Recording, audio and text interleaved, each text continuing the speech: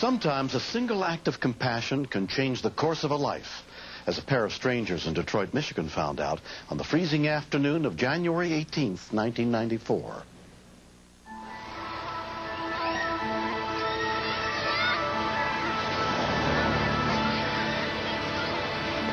The temperature was extremely cold. I think the wind chill was somewhere like 40 below. It wasn't the kind of weather that you'd be walking in.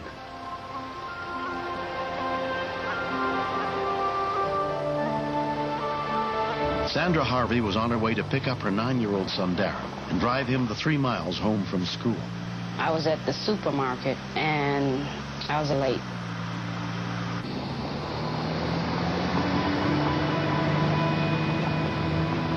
When I got there, I didn't see my son, and that's when I started to worry.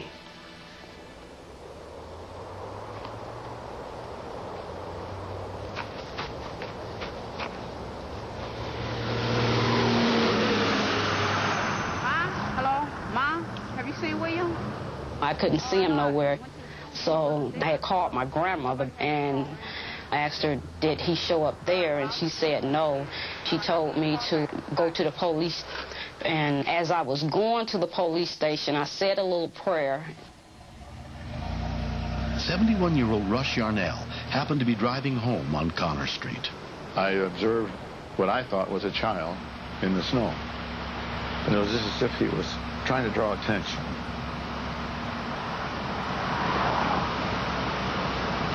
Oh, my God. I do believe that was his last effort. And I made an abrupt U-turn. Naturally, there was people there that weren't too happy with me, but let's say I hadn't have stopped. I couldn't have lived myself if something happened to that child. But when I first approached him there, he was face down in the snow, lifeless. It was a pitiful sight. Oh, my God, it's a I tried to talk to him, nothing. Can you hear me? He had no gloves on. One shoe was off. His school books were strewn in the snow. And I never touched anything so cold in all my life. I thought I was picking up a corpse. That got to me a little bit.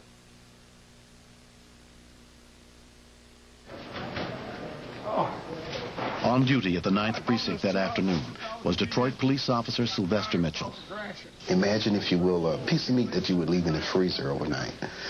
That's the way his fingers were. I mean, they were just totally frozen, purple to black in color. In fact, it was sort of an eerie feeling to actually hold his hand.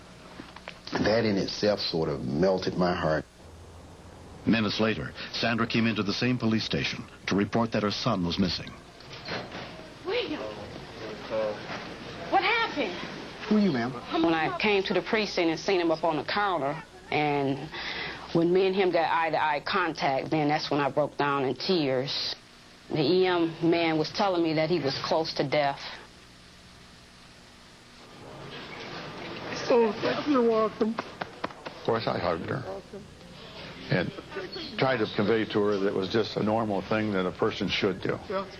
It was quite an emotional scene. Is there anything I can do to help? Don't be afraid to yell. She couldn't seem to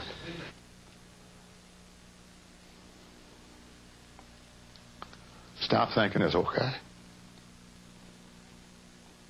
Okay, Mom, you can climb over here. When we actually got to St. John Hospital, they immediately started putting his feet and his hands in some lukewarm water, and his hands blew up like balloons, both of them. How you feeling? Plastic surgeon Joanne Levitan was brought in. Darren developed very large blistering on his hands. They required debridement, but it improved remarkably. And he has gone on to regain complete function in his hands. I got pretty scared because I thought that they was going to cut my fingers off. I was crying. I didn't want to lose these fingers because when I grow up, I would like to be a basketball player because my mother said that I should be a basketball player because I look like one. Take it easy. How's he doing? He's doing pretty good. I will always appreciate Mr. Yarnell. You know, I have a special place in my heart for him. That's the only son I have, and I just thank God my son is alive. And I thank God Mr. Yarnell stopped and did pick him up. In the years since the incident, Rush and Darren have grown close. Had he not stopped, the little boy would have froze to death. The weather was bad. The neighborhood was unfamiliar to him, and he didn't have to stop, but he did. This is the actual car of the President of the United States assassination. It's touched me very much so. There's no question about it.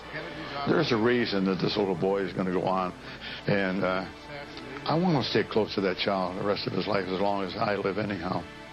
As we say, this is a North American V-25. He's a joyful man, and sometimes I pray at nighttime and I say that he's my hero.